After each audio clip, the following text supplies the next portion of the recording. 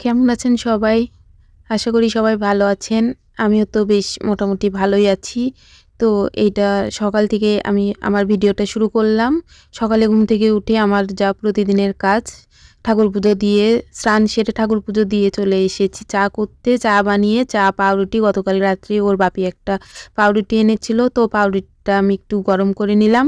গরম করে নিয়ে চা আর পাউরুটি দিয়ে সকালের নাস্তাটা শেষ করে এই যে দুপুরের রান্না সব জোগাড় করে নিয়েছি।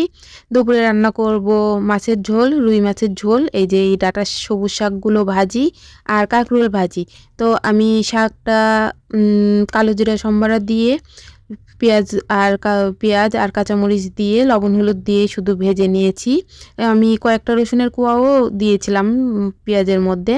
তো এই তো আমি শাকটা ভেজে তুলে নিয়ে কাঁকরোলটা ভেজে ওই তেলে মাছটা ভেজে নিলাম। নিয়ে এখন মাছের ঝোলটা বানিয়ে নিব আর কি।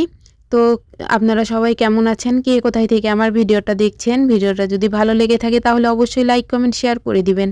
তো এই যে আপনাদের সাথে কথা বলতে, বলতে আলুটাও আমার ভাজা এর মধ্যে হয়ে গিয়েছে। এর মধ্যে আমি রেগুলার যে মশলাটা মাছের ঝোলে ব্যবহার করা হয় আর কি, সেইগুলোই দিয়ে দিলাম। আদা জিরে বাটা, শুকনো মরিচ গুঁড়ো, হলুদ গুঁড়ো, লবণ এই আর কি।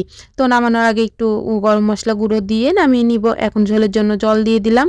মশলাটা খুব ভালোভাবে কষিয়ে নিয়ে ঝোলের জন্য জল দিয়ে আমি এই যে ফুটে ওঠার পরে মাছ ভেজে রাখা মাছগুলো আমি দিয়ে দিলাম। দিয়ে এই তো মাছটা হয়ে গেছে।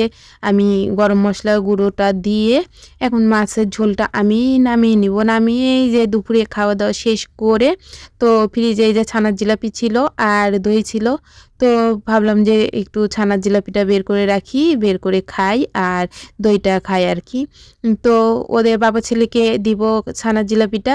আমি ভাবলাম যে একটু দইটা আমি গুলিয়ে নিয়ে একটু লবণ দিয়ে আর চিনি দিয়ে গুলিয়ে নিয়ে খাই। খেতে খুব ভালো লাগে এইভাবে আর কি গরমের মধ্যে। তো এটা সন্ধ্যার টাইমে, সন্ধ্যার পরে আর কি আমি সন্ধ্যা বাতি-টাতি দিয়ে এই যে ফুচকা বানাবো জন্য চলে এসেছি। ফুচকা সব কিছু রেডি করে নিয়েছি। এখন শুধু ফুচকাগুলো ভাজবো আর কি। আমি মটরটাও সিদ্ধ করে নিয়েছিলাম। মটরটা সিদ্ধ করে আলু দিয়ে খুব ভালোভাবে মশলা দিয়ে আমি মথে রেখে দিয়েছি। এখন শুধু ফুচকার যে টক জলটা হয় ওইটা তৈরি করে নিব আর আমি ফুচকাগুলো ভেজে নেব। এই টক জলটাই তেঁতুল গোলা জল আছে আর স্বাদমতো বিট লবণ, এমনি সাদা লবণ আর দিলাম হলো লেবুর রস আর স্বাদমতো চিনি দিয়ে আমি একটা ম্যাজিক মশলা দিয়ে দিলাম আর কি স্বাদের জন্য। আর এই তো শুকনো তেলে রাখা শুকনো মরিচ আর কাঁচা মরিচ দিয়ে দিলাম।